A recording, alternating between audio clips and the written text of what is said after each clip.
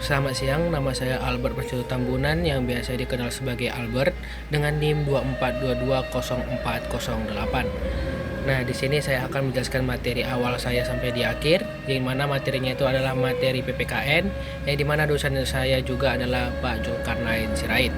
Nah, di sini saya akan menjelaskan yang pertama adalah hubungan integritas dan identitas nasional. Untuk integritas sendiri adalah pembaruan yang menjadi kesatuan yang utuh, sedangkan nasional adalah bentuk persekutuan dari orang-orang yang berbeda latar belakang dalam suatu wilayah di bawah satu kesatuan politik.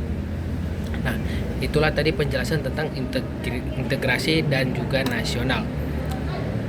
Nah, untuk integrasi nasionalnya itu sendiri secara umum itu dikatakan bahwa integrasi nasional adalah proses menyatukan berbagai kelompok sosial dan budaya ke dalam satu kesatuan wilayah dan politik. Dalam hal ini Negara Kesatuan Republik Indonesia, yaitu negara kita NKRI. Nah, identitas nasional itu juga ada bermacam-macam yang terdiri dari bahasa Indonesia, nah situ lagu kebangsaan, bendera merah putih dan Bhinneka Tunggal Ika. Itulah identitas nasional kita, negara Republik Indonesia. Nah, apa sih hubungan keduanya tersebut? Hubungan antara integritas dan identitas nasional.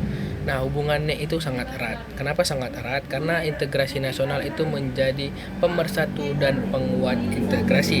Tanpa identitas tidak akan terciptanya persatuan, dan sebaliknya juga dengan adanya integritas yang kuat, identitas nasional tanpa integritas yang kuat, identitas nasional bisa terpecah oleh konflik etnis, agama dan juga daerah.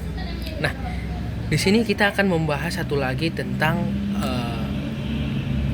kejadian-kejadian yang dialami di Indonesia ini yang berkaitan dengan integrasi nasional. Nah, untuk contoh nyatanya itu, yang pertama itu ada pemberontakan separatis yang dimana itu yang bernama Gerakan Aceh Merdeka atau yang disingkat dengan GAM.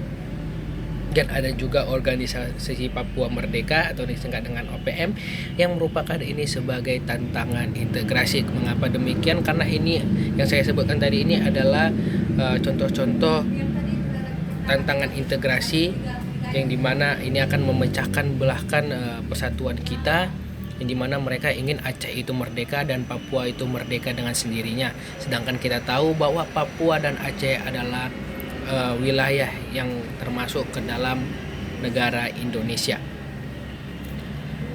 Nah, untuk selanjutnya di sini saya akan menjelaskan tentang pendapat-pendapat para ahli mengenai integritas nasional.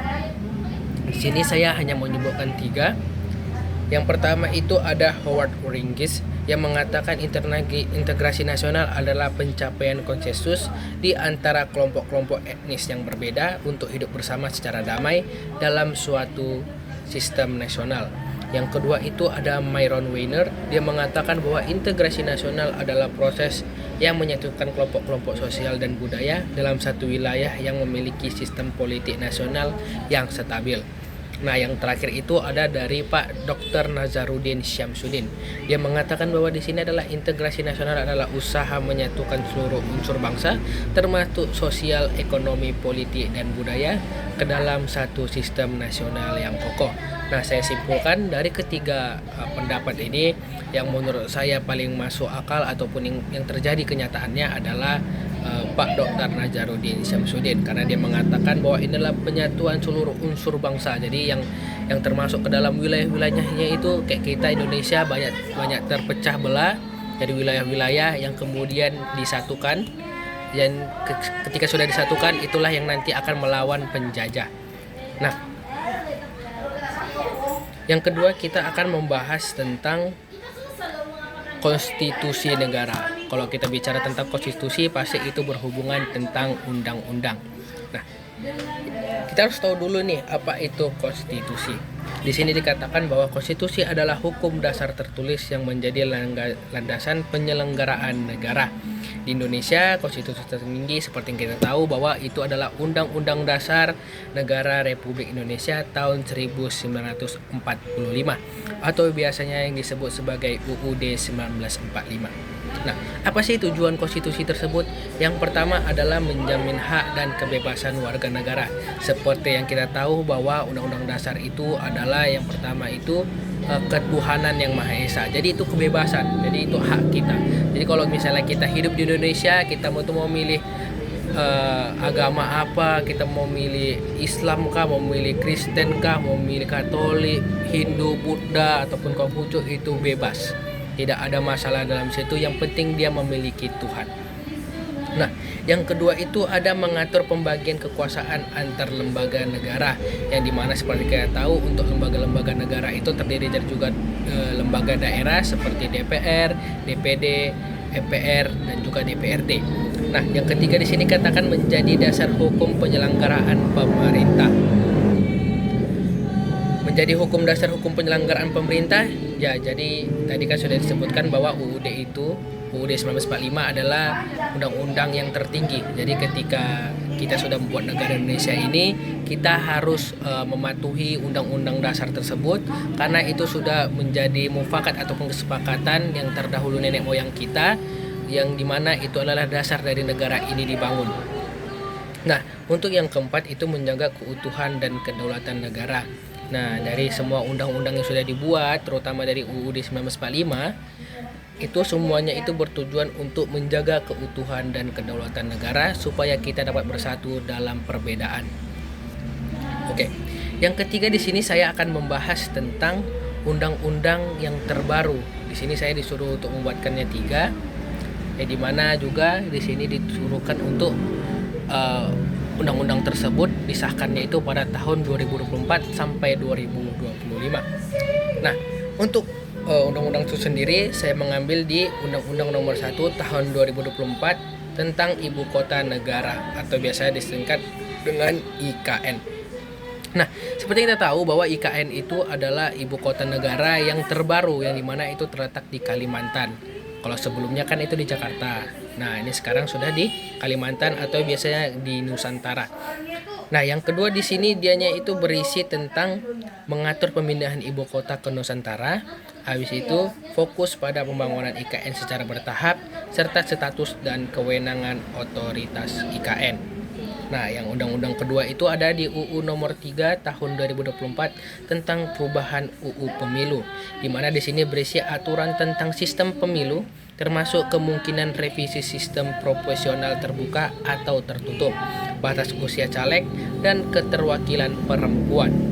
Nah, yang ketiga di sini saya mengambil di UU Perlindungan Data Pribadi atau PDP.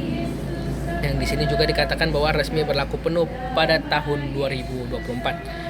Di sini dikatakan bahwa isinya itu meski disahkan 2022 resmi berlaku efektif pada 2024, yang dimana berisi melindungi data pribadi warga negara di era digital dengan sanksi bagi pelanggaran.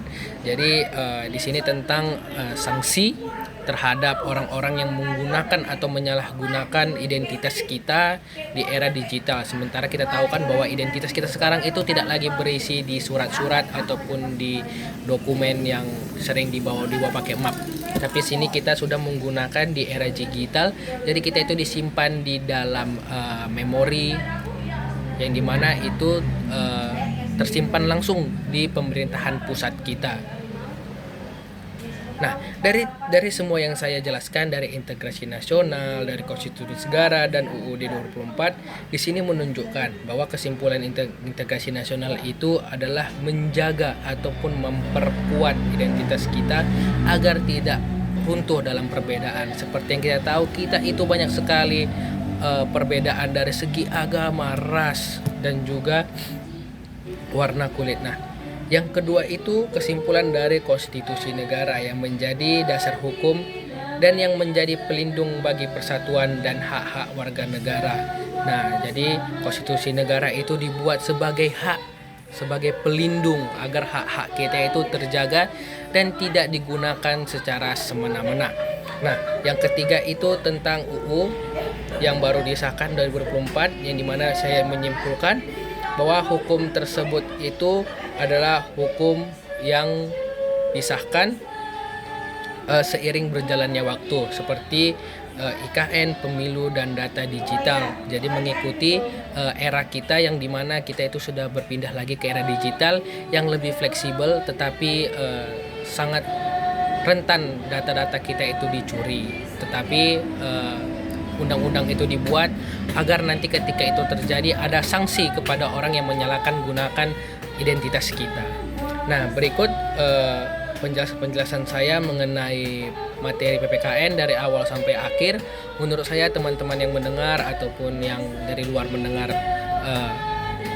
penjelasan saya mengenai ketiga hal ini, materi saya kemungkinan paham betapa pentingnya menjaga negara sebesar ini yang dimana isinya berbeda, sangat-sangat berbeda dalamnya, banyak-banyak agama, banyak ras, banyak pulau. Jadi yang itu harus kita jaga sama-sama tanpa kita harus melihat latar belakangnya.